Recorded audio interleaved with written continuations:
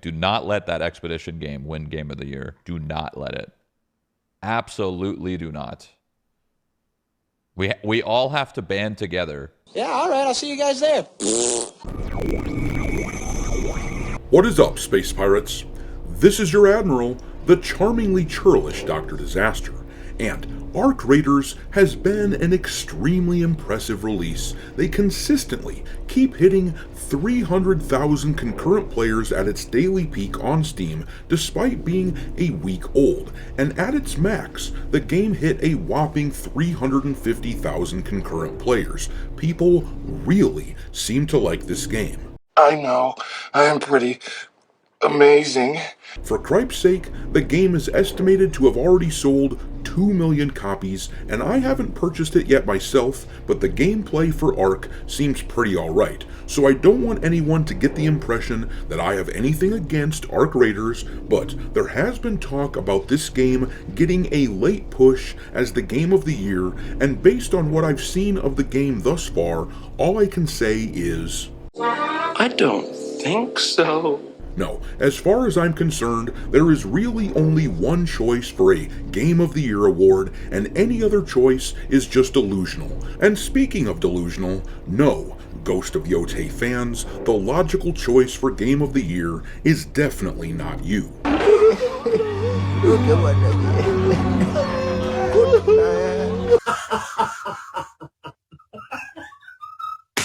And I don't want to see all of you insane Assassin's Creed Shadow shills celebrating either, because your asses are about as far from the conversation as it gets. Schedule 1 belongs in the conversation for Game of the Year before Shadows. Hey, what's going on?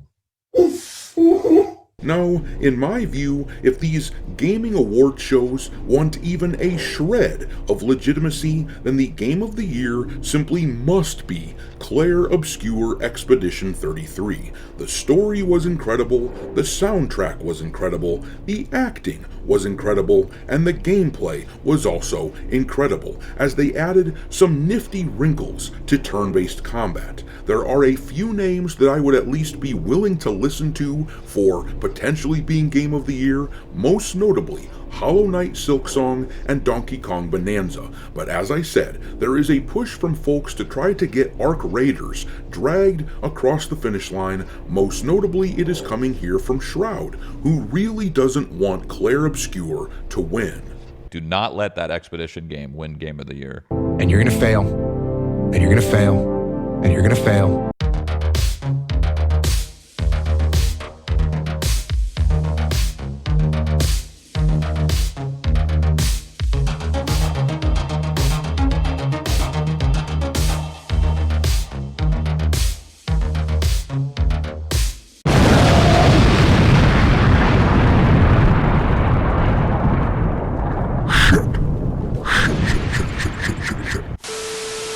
Alright, me hearties, make sure that you hit the like button on this video, share it with your friends, and subscribe to the channel if you haven't already.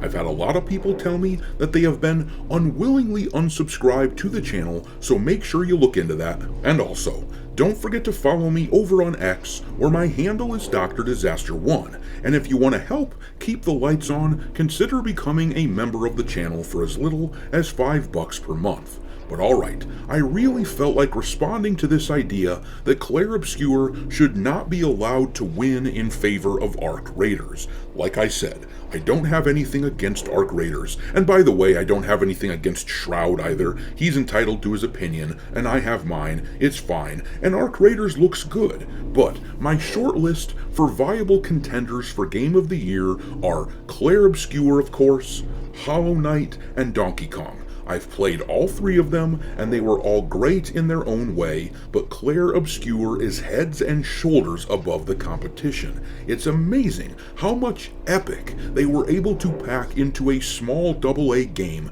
made by people who had never made their own game before. And then, when you consider that Clair was released for only $50 when games of that magnitude of awesome usually cost $70 or even $80 these days, it is just mind-blowing.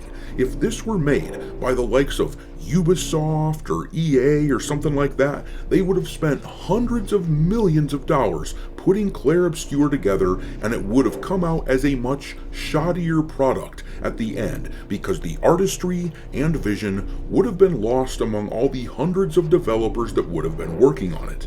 If nothing else, the success of Clair Obscur really highlights the effectiveness of a sleek, lean studio with a unified vision. But I'll get off their nuts for a second here. If you've played the game, then you probably don't need any convincing. But let's look at the clip from Shroud that has been going around where he seems to think that this game should not be allowed to win.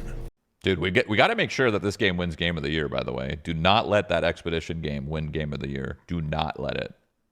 Absolutely do not. We all have to band together to make this game win. Us multiplayer gamers are the minority, okay? We are the minority being multiplayer gamers, but I believe we can win. I believe. Now, to be honest, that is an interesting point, but I don't know that multiplayer gamers are the minority. I've never seen any study that suggests that it either is or is not the case, but I do know that there are a ton of multiplayer gamers out there who buy up the Call of Duty games every year, and there's a shitload of them who, to this day, keep playing their tried and true old favorites like Counter-Strike, and in my view, that seems to be the disadvantage that multiplayer gamers have in trying to rally around one game and get it to become the game of the year. The problem is that a lot of these guys, when they find a game that they like, they keep playing it over and over for a long-ass time to the exclusion of anything new, because that is what all their friends are doing. It is really hard to get people like that to rally around one game. So, I don't know that they actually are the minority, but they are certainly at a disadvantage. Though, all that aside, Clair Obscur, in my view, still beats the pants off of Arc Raiders, but let's watch some more of what Shroud said. You just need to tell everybody. I've never voted for anything ever, but I think I'm going to vote this year for this game.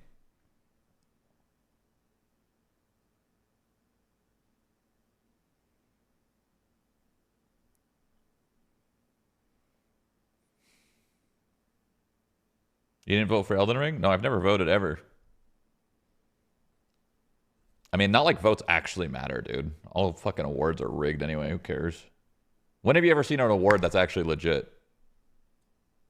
And that is actually a pretty fair point. As we have talked about on this channel before, these gaming award shows always come down to game journalists getting together and deciding a winner. Last year, Astrobot won the Game of the Year at the Game Awards, but Black Myth Wukong should have won it hands down, and I will pretty much guarantee that it would have if this had been a purely democratized process. But the way that it works is that 90% of the scores that each game gets at these award shows, and I'm not exaggerating here, mind you, this is the literal breakdown that they use to describe their own voting process at the Game Awards last year, but 90% of the score that each game gets comes from a small circle of game journalists from outlets that partner with the Game Awards, and those outlets would never have voted for Black Myth Wukong since the developers aren't any of their buddies in Western AAA gaming. And they also, that is to say, Game Science, the makers of Black Myth Wukong, they also went out of their way to shit all over Sweet Baby Inc.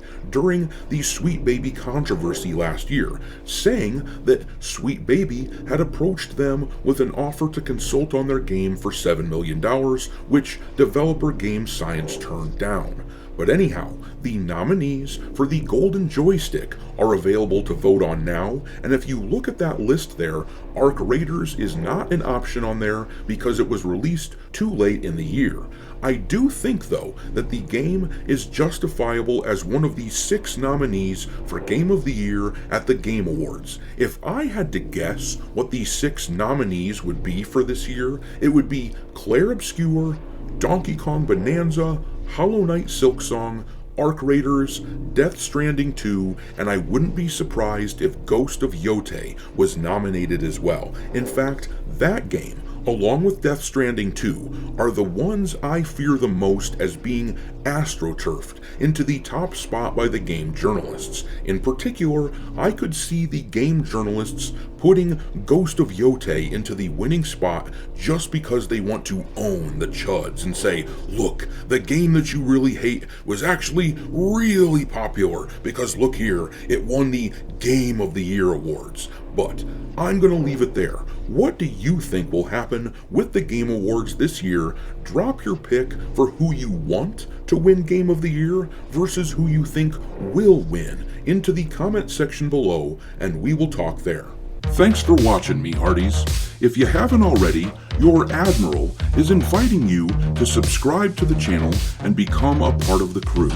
Life as a space pirate may not be glamorous, but there's always plenty of booty.